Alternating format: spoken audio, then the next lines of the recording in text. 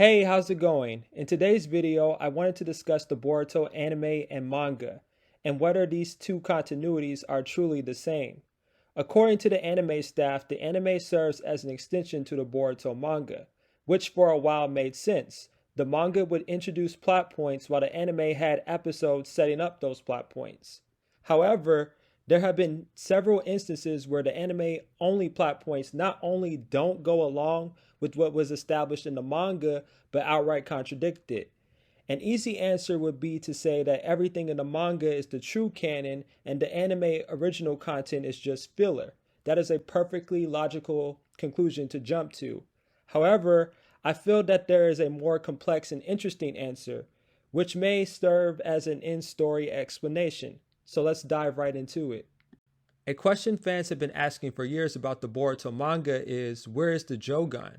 Some fans believe that in chapter 1 of the manga, the Jougan was present, while others like myself are more skeptical and say that it's Momoshiki's Byakugan. Either way, we are 80 chapters deep into the manga, and it has never been explicitly mentioned or made an appearance outside of the scene in chapter 1 if you want to count that. Boruto in the manga has relied on karma and on a few occasions Momoshiki's Byakugan. The anime, on the other hand, has shown Boruto using the Jougan on several occasions. He even used it against Momoshiki in the anime despite never doing so in the manga. Some fans have given up on the Jougan appearing in the manga, dismissing it as filler. But not only do I think this eye is canon, there is a clear explanation on why it has not appeared in the manga at all. And the answer has been obvious the entire time. The answer is alterations to the timeline, or put shortly, time travel. A lot of people dismiss the time slip arc in the Boruto anime as filler. I think the arc could have been better at portraying certain things, but that's besides the point.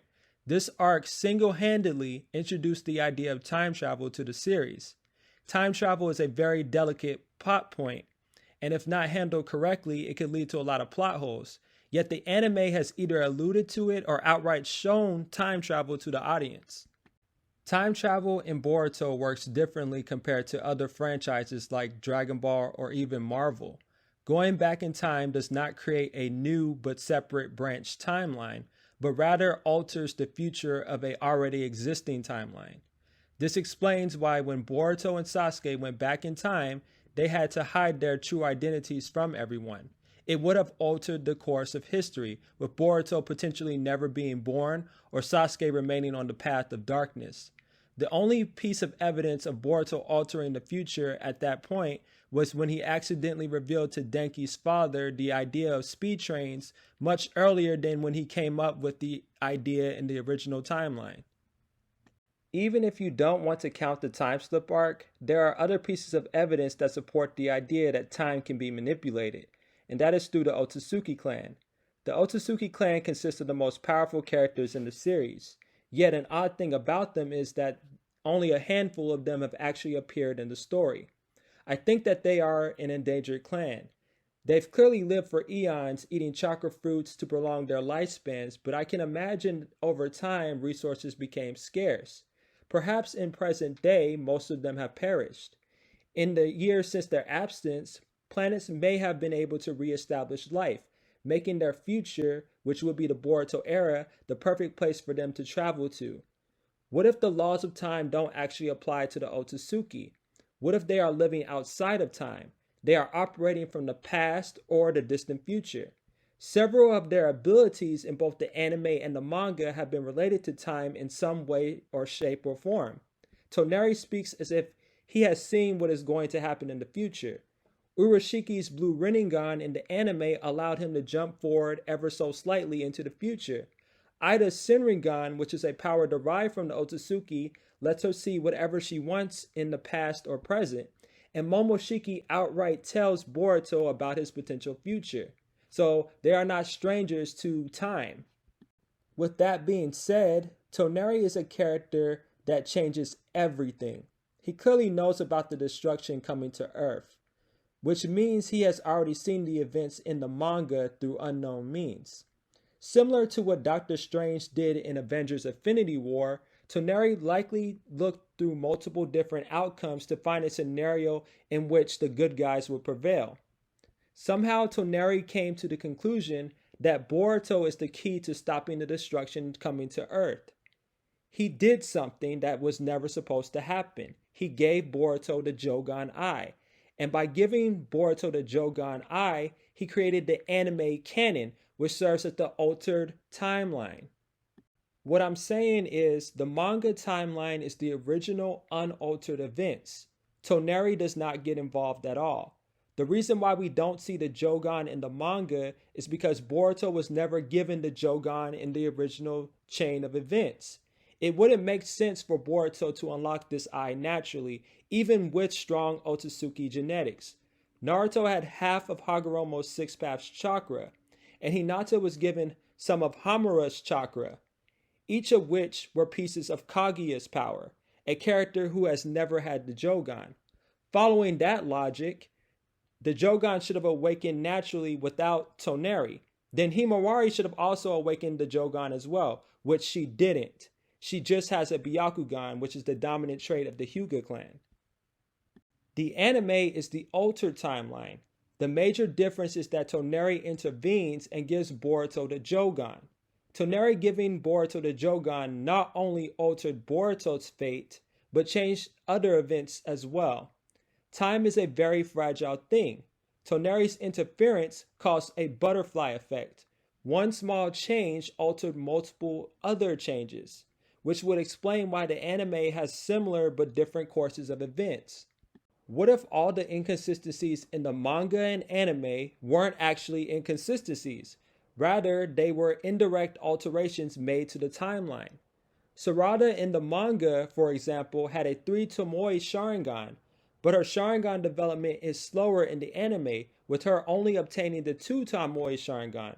She had fought alongside Team 7 against Boro in both the anime and the manga, which the writers didn't even bother to hide that difference at all.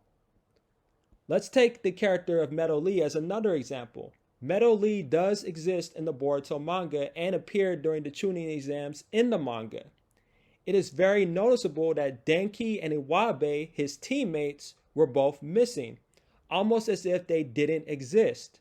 What if in the original timeline they were never born, and because they don't exist in the manga, Meadow Lee had far less incentive to become friends with Boruto, and therefore we don't see him in the Boruto story at all outside of the Chunin exams. Perhaps a lot of Boruto's friends in the anime followed a similar fate to Denki and Iwabe, either not being born or taking different paths in life, which is why we only see Ino Shikacho in the manga, the only supporting characters representing Boruto's generation. Not only are there differences with the protagonist, but the antagonist as well. Take Urashiki as another example. Urashiki never appeared in the manga when he easily could have. I don't think that was by accident. I think Urashiki was sent to a particular point in time by the Otosuki's main branch to see what alterations were made to the timeline. Deepa is another example, a member of Kara. Also, he did not appear in the manga. In the anime, he was shown working behind Jigen's back with Victor, another member of Kara, to create a chakra fruit. Perhaps in the original manga timeline, he was exposed and eliminated much earlier than he was in the anime. Oga is another Kara member that supports this theory. She was used to probe Jigen's heart only for Jigen to claim that action as treason.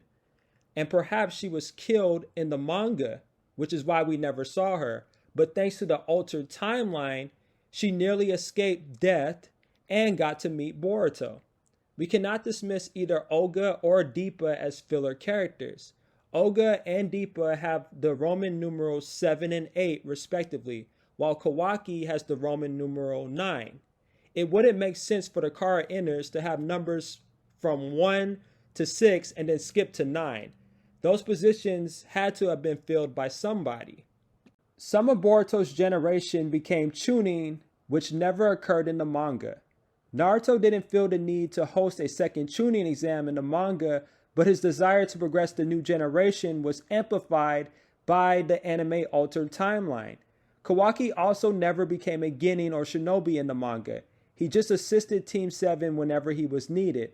while in the anime, his desire to follow in Naruto's footsteps must have been amplified by the time alterations as well, and thus he became a genin. Kawaki also gets his own headband, which gets destroyed by Boruto during a sparring match, but Boruto still gives him his own headband just like in the manga. There was a scene in the manga where Team 7 and Katasuke were traveling on the Thunder Rail where they encountered Ao. This is the only piece of evidence that binds both adaptations of the Boruto series together. Boruto finds out Ao was a former shinobi of the Hidden Mist village and lights up with excitement, telling him how he and his friends at the Ninja Academy went on a field trip there. We never actually seen the characters go to the Hidden Mist village in the manga, yet in the anime we did. The manga made it seem like Boruto had a great time there, while in the anime, Boruto and his friends clearly ran into some conflict in the Mist Village. Regardless, this is the only piece of evidence in the entire series connecting both the anime and the manga as the same timeline. I don't think this is enough to establish that both adaptations are 100% the same. I strongly believe Urashiki was there to deal with Toneri and Boruto, which is why he didn't appear in the manga. He wouldn't need to show up in the original timeline because everything was according to plan. Everything was the same. Urashiki already knew about the Jougan existing on Earth, especially when you compare his reaction to seeing Boruto activating this eye compared to Momoshiki. Momoshiki never saw Boruto using the Jougan in the manga, yet great emphasis is placed on Momoshiki seeing it in the anime. His face shows anger, shock, and confusion all at once. Urashiki looks less shocked. He recognizes the Jougan as a powerful eye, but unlike Momoshiki, he keeps a calmer demeanor. His face looks like he is confirming what Toneri did and realizes that Boruto does not know what that eye is truly capable of, so he proceeds to still challenge Boruto at that time. Despite time being altered, there are still some fixed points. Naruto was destined to lose Kurama, for instance, and Sasuke still loses his Rinnegan to Momoshiki. Boruto, regardless of using the Jougan or Momoshiki's Byakugan, still faces Kawaki in the future. Both continuities are still relevant because of these fixed points in time, but I wouldn't be surprised if they reached drastically different conclusions to their stories. I think one of the themes the Boruto series wants to get across is the notion of overcoming one's predestined fate, that people can forge their own destinies despite societal expectations. I think Neji's conversation with Boruto in the time slip arc was very overlooked. This scene planted the seeds for Boruto's desire to overcome his destiny. Neji tells him that no one can decide your fate. He was born to the side branch and thought his fate was to die as a servant to them. But in reality, he died to protect his friend Naruto and his family Hinata. Something done of his own free will, not through the clan's obligations. Neji tells Boruto that Naruto had a cruel fate with the nine-tailed fox, but still became a hero throughout the world.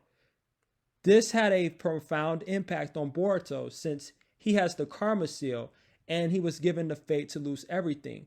What I believe the Boruto series is trying to convey is that we can all change our destinies and turn something intended to be horrible into a story that inspires others.